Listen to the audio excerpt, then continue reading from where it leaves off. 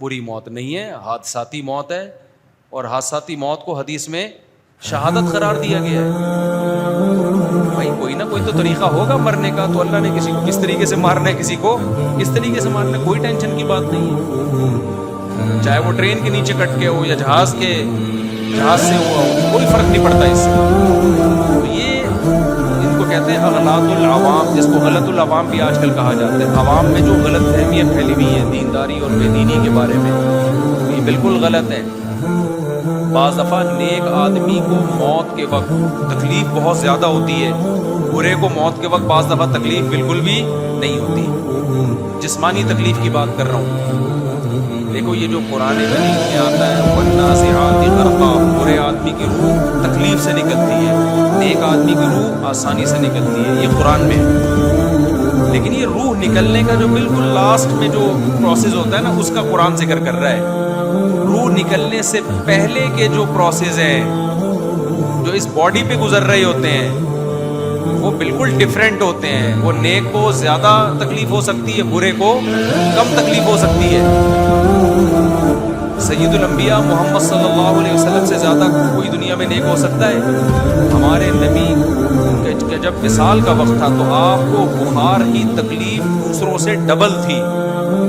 حدیث میں آتا ہے انما اوعک کما یوعک رجلان، ایک عام شخص کو بخار میں جتنی تکلیف ہوتی ہے مجھے اس سے دگنی تکلیف ہو رہی ہے۔ اس پہ آپ کے جو ارد گرد جو آپ کی بیٹی حضرت فاطمہ رضی اللہ عنہا اور دیگر آپ کے اہل بیت تھے، جب انہوں نے نبی صلی اللہ علیہ وسلم کو اس اذیت میں دیکھا، تکلیف میں دیکھا، حضرت فاطمہ نے کیا فرمایا؟ واہ کرب ابتا، ہائے میرے والد کی تکلیف، دیکھی نہیں جا رہی ہے تکلیف۔ تو آپ صلی اللہ علیہ وسلم نے کیا فرمایا؟ لا کرب علی ابیک بعد اليوم، تیرے باپ پہ آج کے بعد کوئی تکلیف نہیں، اسی اللہ کی طرف سے آخری تکلیف، آج کے بعد تیرے باپ پہ کبھی کوئی تکلیف، کیونکہ اب دنیا سے جا رہا ہوں، تکلیفوں کا زمانہ کیا ہو رہا ہے؟ ختم۔ اس میں بھی صبر کر رہے ہیں، دیکھو اتنی شدید تکلیف میں بھی کہ فاطمہ تیرے باپ پہ آج کے بعد کوئی تکلیف نہیں ہوگی۔ تو اللہ دیندار لوگوں کو بعض دفعہ آخر میں بہت تکلیف دے دیتا ہے۔ ہمارے نبی کی تو خطائیں تھوڑی تھی، درجات بلند کرنے کے لیے، لیکن ہمارے یہاں کیا ہے؟ تکلیف ہے، ہمیں لگتا ہے کہ آ رہا ہے سب سامنے، مشکل ہے، اس لیے وہی ہو سکتا ہے آپ سے اچھے اعمال ہو سکتے۔ اب دیکھو ایک آدمی برا تھا، قاتل تھا، سینکڑوں انسانوں کو قتل کیا، کراچی کا ٹرک اس کے اوپر سے گزر گیا، 1 سیکنڈ میں مر جائے گا، موت کی تکلیف ہوگی اس کو؟ کنٹینر گزر گیا، اسٹیکر بن جائے گا نا وہ روڈ پہ ایک دم سے، اللہ نہ گزارے کسی کے اوپر سے ایک حساب دے، یا کرنٹ لگا اس کو، ایک دم سیکنڈ میں مر گیا، بہت تیز کرنٹ لگا، 1 سیکنڈ میں مر گیا وہ، تو تکلیف ہوئی اس کو؟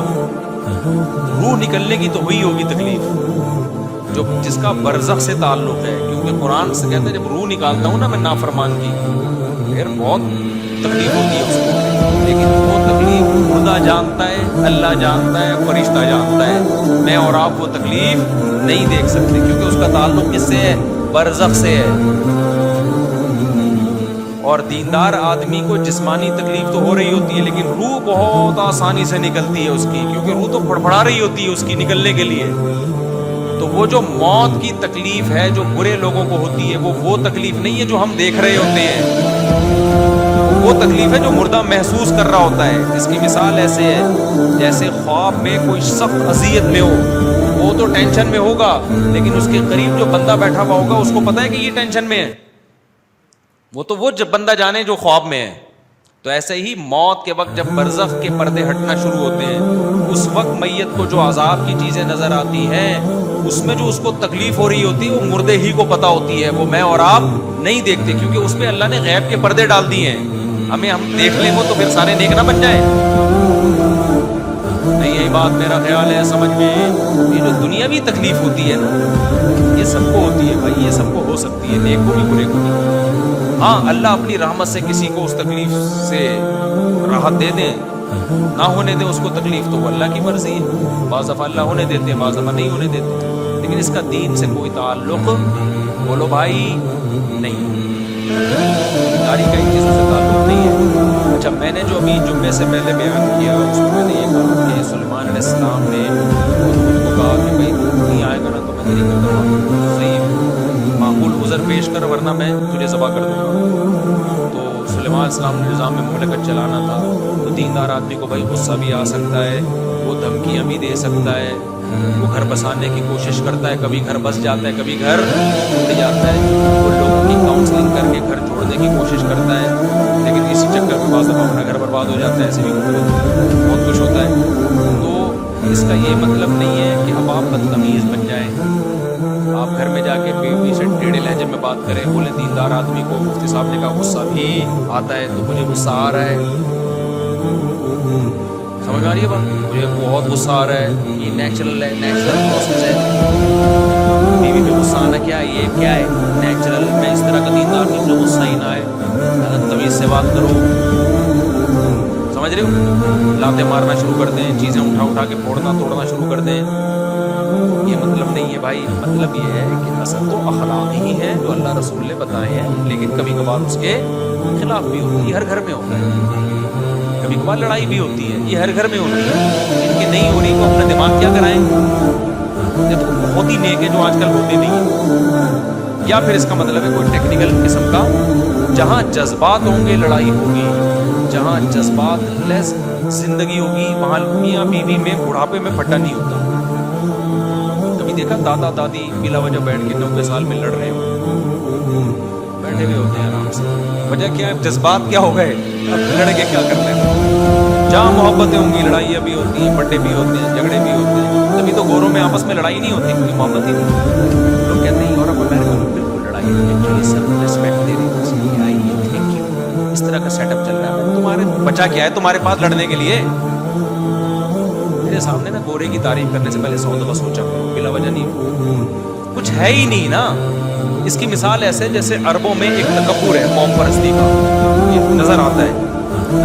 عرب، ہم عرب ہیں، لوگ کہتے ہیں گوروں میں یہ نہیں ہے. گوروں میں قومیں کہاں ہیں؟ سارا سیٹ اپ ہی برباد ہو گیا. کون سے نسب پہ فخر کرے گا؟ کلچر ہی کی ایسی کی تیسی ہو گئی. تو جہاں کلچر ہوتے ہیں وہاں کبھی تکبر ہوتا ہے، کبھی شوگر ہوتا ہے. اور مثال لینے کے بعد سمجھ میں آتی ہے. دیکھو ایک آدمی کے پاس بے شمار دولت ہے، آنر اوپر کر کے پورے تکبر آ گیا نا اس میں. تو ایک غریب آدمی کہہ رہا ہے جس کے پاس کھانے کو روٹی نہیں ہے، رکشا بھی نہیں ہے، وہ کہہ رہا ہے میرے اندر تکبر نہیں ہے، تکبر میں نے کبھی بھی نہیں کیا. اور اس کو دیکھو، اس کے کالر اوپر کر کے پورا تکبر ہے. لوگ کیا کہیں گے؟ تیرے پاس تکبر کے لیے ہے کیا؟ اس جیسی دولت ہوتی پھر تکبر نہ کرتا، اس لوگ کرتے. یار اوروں کے پاس کچھ سسٹم ہی نہیں، کوئی خاندان بچے ہی نہیں ہے، کوئی روایات بچے. سارے ایک جیسے اسکولوں میں پڑھتے ہیں، سارے ایک جیسے لا کو فالو کر رہے ہوتے ہیں. کوئی خاندانی روایات ہی نہیں ہے کہ ہماری پرمپرا ہے کہ بھائی بہنوں کو کھلاتے ہیں، شوہر بیویوں کو کھلاتے ہیں. ہوتا ہے نا ہماری، تو ہماری خاندانی روایات ہیں.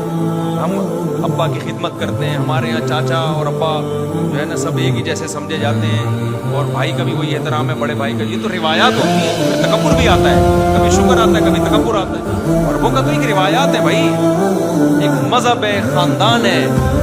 اس میں جو نیک لوگ ہیں وہ شکر ادا کرتے ہیں، جو بگڑے ہوئے ہیں وہ تکبر میں آ جاتے ہیں. عربوں میں سارے متکبر بھی نہیں ہوتے، بہت سے متواضع بھی ہوتے ہیں. گورے کی مثال نہ کمپیئر نہیں کیا کرو ان چیزوں میں. ان کی بیچاروں کے پاس کلچر ہے. اب گوروں میں میاں بیوی بھی بہت کم جھگڑے ہوتے ہیں، پتہ ہے ہم ہوتے ہی نہ گورے نے گیس کا بل دینا ہے، نہ بجلی کا بل دینا ہے، نہ بیوی کو چائے پلانی ہے اس نے اپنے بچے پہ، نہ اس نے بچوں کی، بچے ہی نہیں ہے تو بچوں کی ٹینشن کہاں سے ہوئی. گھر میں سکون نہیں ہوگا میرے بھائی، کوئی ٹینشن نہیں، کسی قسم کا کوئی ریلیشن ہی نہیں ہے. اچھا لوگ کہتے ہیں جب نہیں ہے ٹینشن تو پھر ہم کیوں بھائی؟ یہ خود بہت بڑی ٹینشن ہے کہ آپ کی محبتیں ہی ختم ہو گئی ہیں جو سکون کا ذریعہ بنتی. محبتیں سکون کا ذریعہ بنتی ہیں، ریلیشن سکون کا ذریعہ بنتا ہے. کچھ اس کے تھوڑے تھوڑے سائیڈ افیکٹ بھی ہوتے ہیں. انہوں نے سائیڈ افیکٹ ختم کرنے کے چکر میں ریلیشن ہی ختم کر کے، یہ خود ایک بہت بڑی ٹینشن. اس کی مثال ایسے ایک آدمی کھانا کھاتا ہے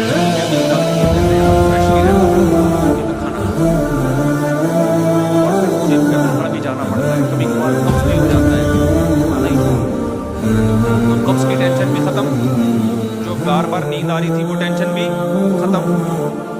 لیکن یہ کم ٹینشن ہے کھانا نہ کھانا, جو ہر وقت ایک ٹینشن رہے گی, ایک کھانے کی ضرورت رہے گی. 10 ٹینشنوں سے آپ نے اپنے آپ کو بچا کے ایک اتنی بڑی ٹینشن پہ ڈال دیا کہ وہ تمام ٹینشنوں پہ حاوی ہے. انگریز کی زندگی ٹینشن فری ہے, لیکن کیوں ٹینشن فری ہے؟ اس لیے کہ ریلیشن اور محبتیں ختم. یہ خود ایک بہت بڑی ٹینشن ہے, کیونکہ انسان کو اللہ نے انڈیویجول نہیں بنایا رہنے کے لیے. انسان ان مخلوقات میں سے ہے جو جتھے اور گروہ بنا کے رہتے ہیں. ان میں باپ بھی ہوتا ہے, ماں بھی, خالہ بھی, پھوپھی بھی, نانی بھی, دادی بھی, بھتیجے بھی, بھانجے بھی, بہویں بھی, داماد بھی. اس میں گروپ میں اللہ نے انسان کو بنایا ہے. تبھی تو اللہ نے انسان کی نیچر بیان کی ہے, وَجَعَلَهُ نَسَبًا وَصِهْرًا. ہم نے تمہیں پانی سے بنایا اور ددیال اور ننیال والا بنایا, ہم نے تمہیں سسرال والا بنایا. تو یہ خدا نے بنایا ہے. اب جو ددیال ننیال سسرال والا نہیں ہوگا تو نیچر سے ہٹ گیا نا, وہ تو نیچر سے ہٹ کے سکون ملے گا یا یہ بے سکونی کی طرف جائے گا؟ وہ کیا ہو گیا بھائی جان؟ تو نیچرل لائف تھوڑی رہی ہے اس کی. ایک انسان ہے, اس کا اس کے کوئی ریلیشن ہی نہیں, کوئی قربانی کا جذبہ ہی نہیں دوسرے کے لیے. تو انگریز کی میاں بیوی سے کس بات کی لڑائی؟ باتیں ہوتی پھر بھی ہے, کمال کی بات, لڑنے کے لیے کچھ بھی نہیں ہے. کس بات کی؟ ہمارے ہاں لڑائی ہو تو سمجھ میں آتا ہے, وجہ اس کی کہ ریلیشن ہے. اور صرف خالی پیلی کی آئی لو یو نہیں ہے, بلا وجہ کا ریلیشن. اور یہ بھی ویلنٹائن ڈے پہ اپنی محبوبہ کو پھول پیش کرتے ہیں.